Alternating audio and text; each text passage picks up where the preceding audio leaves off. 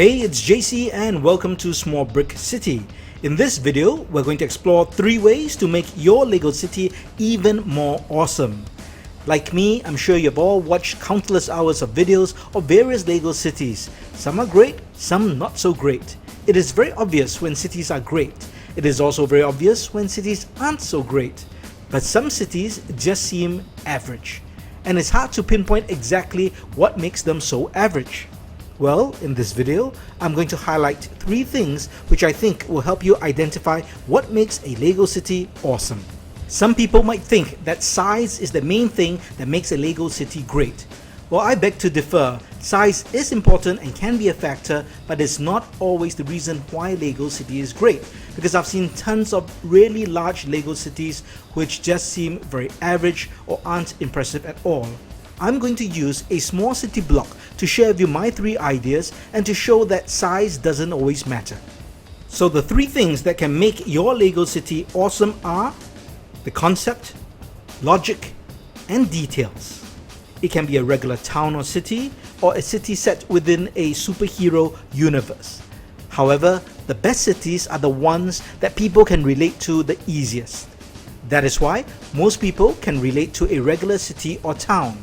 But it can get a bit convoluted if the same town has Harry Potter's Diagon Alley, the Avengers Tower, and Batman and Wayne Manor. Throwing in a couple of dinosaurs running around doesn't help matters either. That does bring me to my next point, logic. Logic must exist within the concept of your city, whatever the concept is. So if you have a superhero universe, all the laws of logic can apply to a superhero universe. It doesn't have to apply to a regular town or city, but there must be logic. The more logical that your city is, the more intuitively the audience can relate to it, and that makes it awesome to them. So make sure whatever buildings, minifigs, decorations, or staging of scenes that you create are logical within the concept of your city. The final point is details, and this is what a lot of cities lack. There aren't enough details inside and around the city, and this includes decorations, texture, minifigs, and the staging of scenes around the city that brings the vibrancy and life to a Lego city.